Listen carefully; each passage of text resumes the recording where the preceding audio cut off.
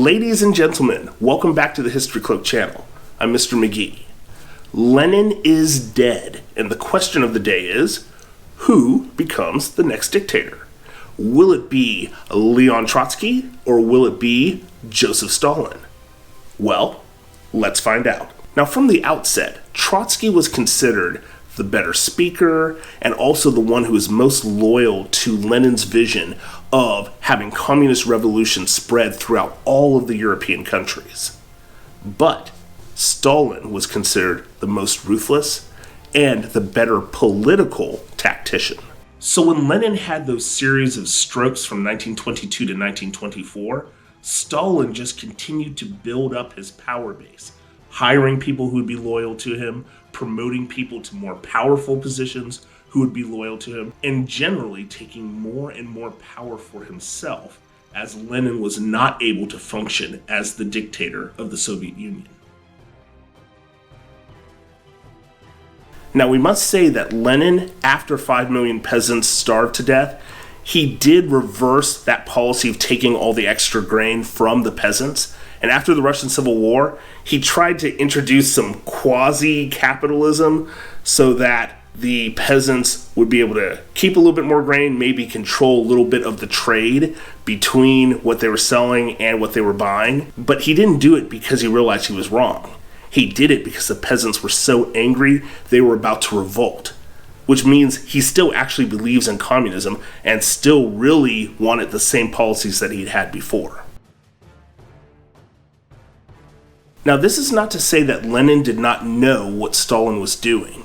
He did know, and in periods when he was recovering from his strokes, he wrote out a testament, Lenin's testament, and this testament gave instructions for what should happen after he died.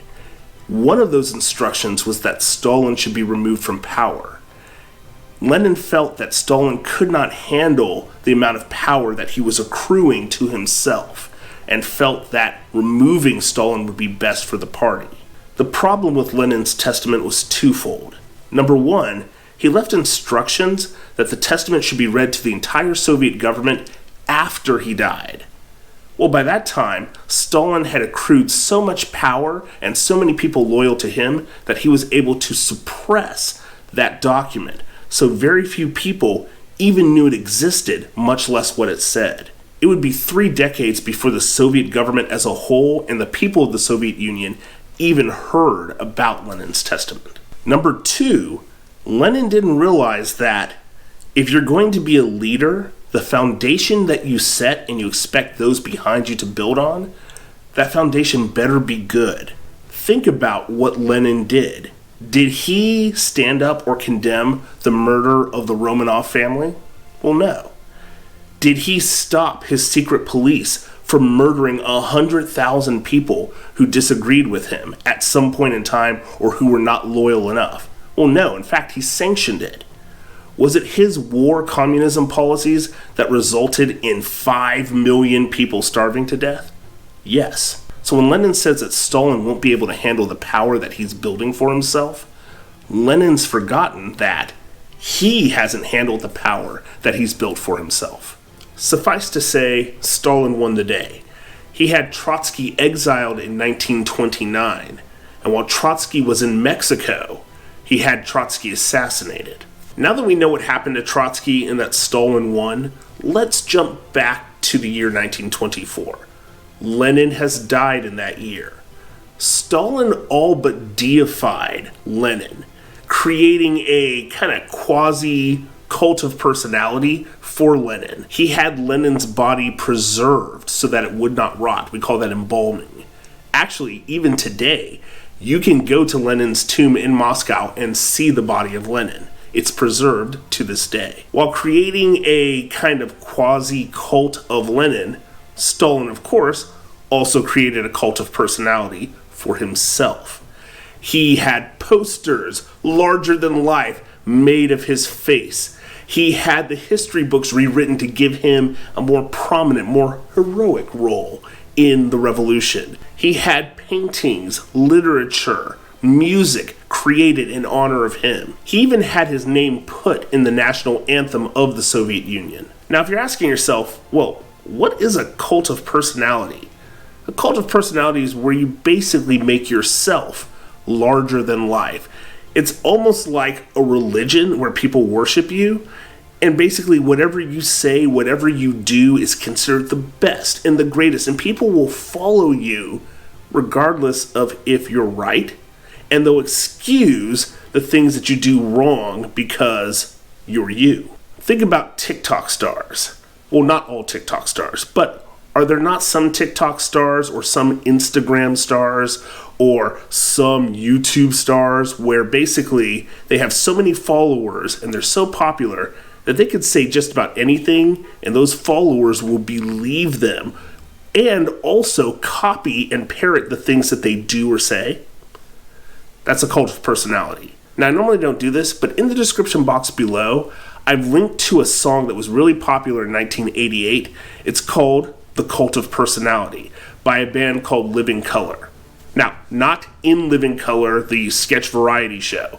By the way, if you don't know what that is, ask your parents. Now, the band was called Living Colour. This was a very popular rock song, won Grammys, won MTV Awards.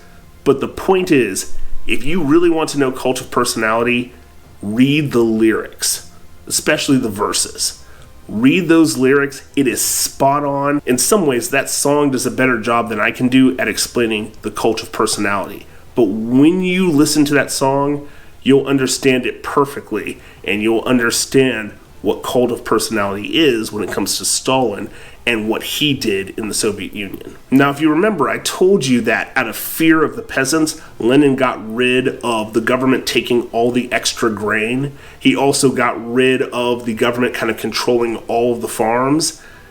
Well, in 1928, Stalin is going to reintroduce that policy. He is going to collectivize all the farms and basically make all the farms government owned and run. Lenin had believed that there would be a revolution of communism throughout all the countries in Europe. For Stalin, he was happy with the socialism of one country.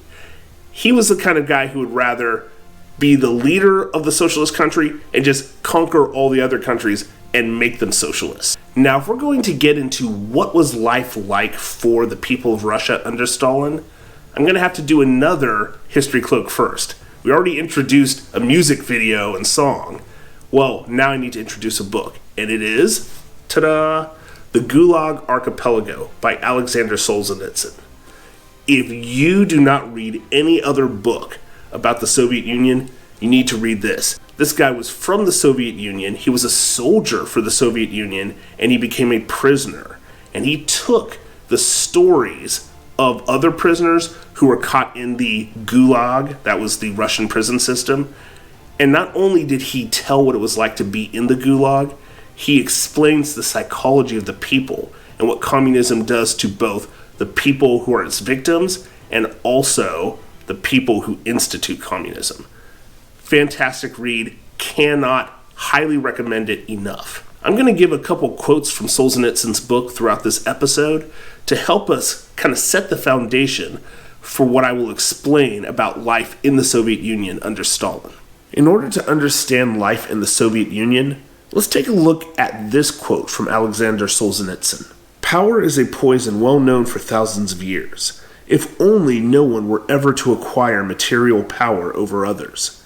But to the human being who has faith in some force that holds dominion over all of us, and who is therefore conscious of his own limitations, power is not necessarily fatal. For those, however, who are unaware of any higher sphere, it is a deadly poison. For them, there is no antidote.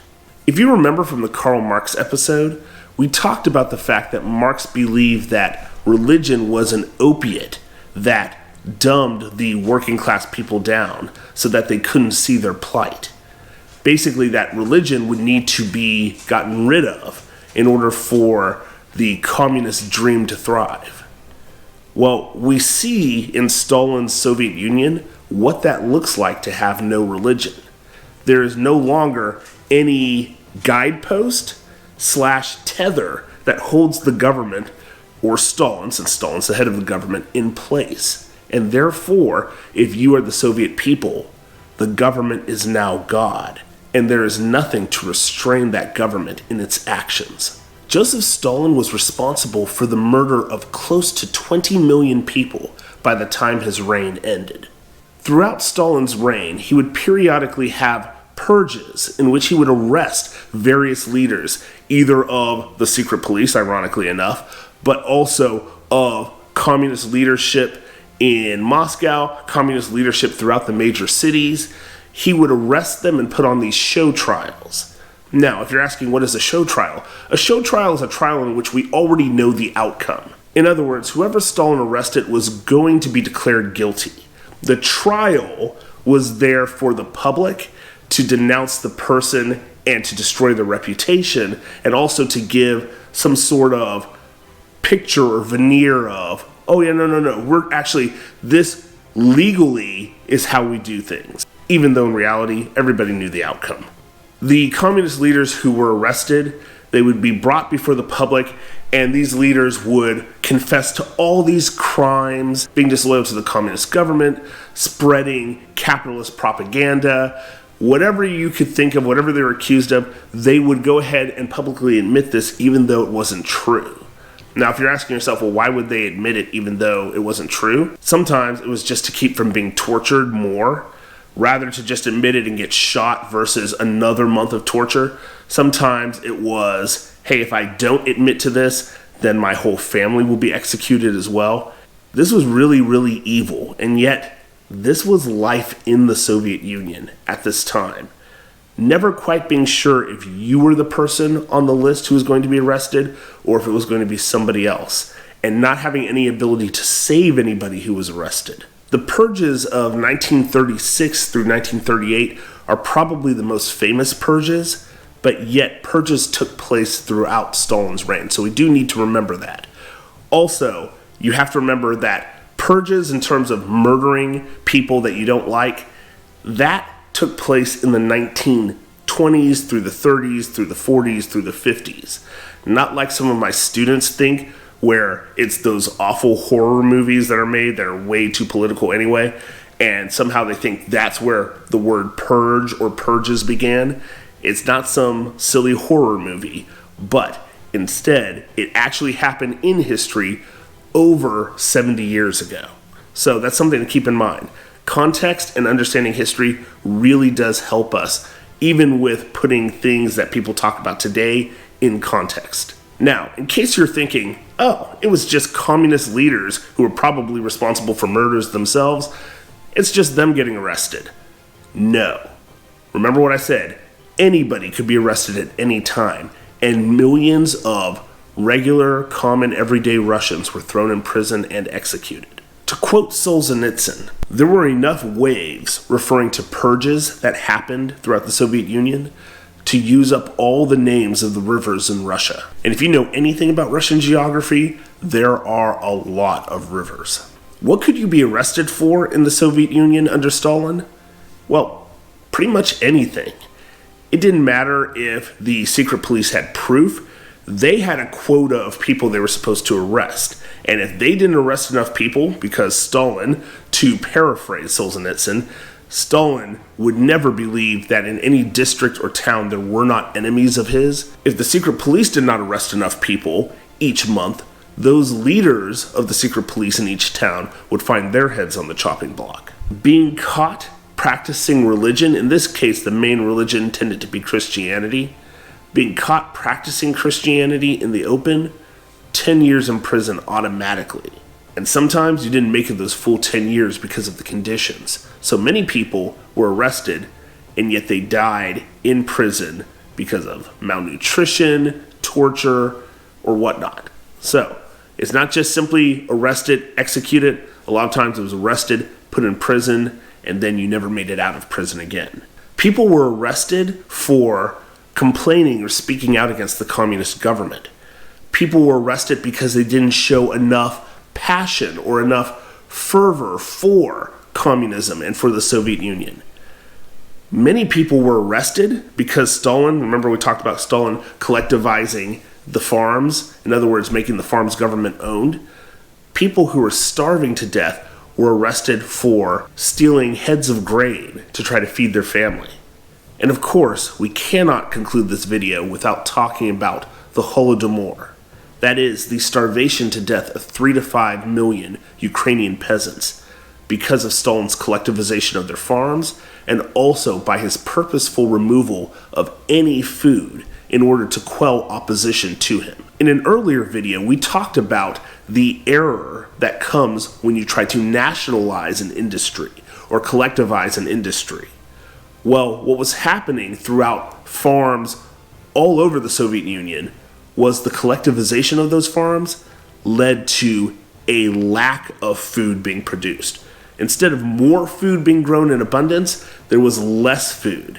And the rule was you had to give a certain amount of food to the government before you could take any for yourself.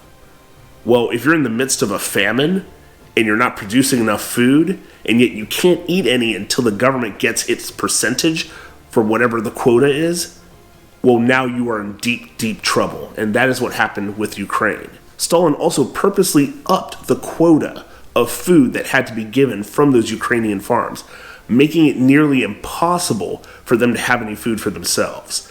He also made it a rule that people in Ukraine could not leave their district in search of food.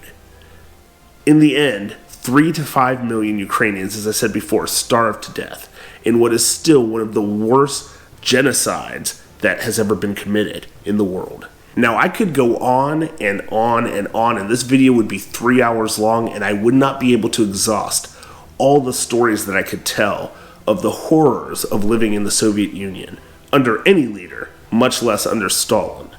But we need to keep this video to a certain length. And in the next video, I'm going to go ahead and talk about Stalin and his foreign policy, because you have to remember, Joseph Stalin is ruling the Soviet Union during World War II. And so he is going to become a major player, and the Soviet Union is going to become a major player on the world stage. But I thought it would be important to at least end this video with the words of Solzhenitsyn. In keeping silent about evil, in burying it so deep within us that no sign of it appears on the surface, we are implanting it, and it will rise up 1,000-fold in the future. When we neither punish nor reproach evildoers, we are not simply protecting their trivial old age. We are thereby ripping the foundations of justice from beneath new generations. That's why it's important to talk about what happens in communism, what happened in the Soviet Union. Because if we don't talk about what happened in the past in history, then future generations can rise up and end up repeating the same mistakes of the past. I also think it's important to add to Solzhenitsyn, if I may be so bold to do so. We must also remember the past in context. And only by remembering the past, both the successes and the failures, in context, therefore, our future generations have a roadmap that will guide them, if they so choose, to the truth. So if you have a comment or question, please leave it respectfully and politely in the description box below. I'll probably be coming to you next from a completely brand new location, as I'm still in the midst of moving, and this background is from the fact that I'm house sitting for some friends. Hey, as I said, my life since the end of July has been all sorts of fun as I've been moving and doing different things, but I hope to come back to you and be back to our normal video every week, every other week. I hope to get back to that quite soon. Hey, take care. Thank you guys for all your support. See ya.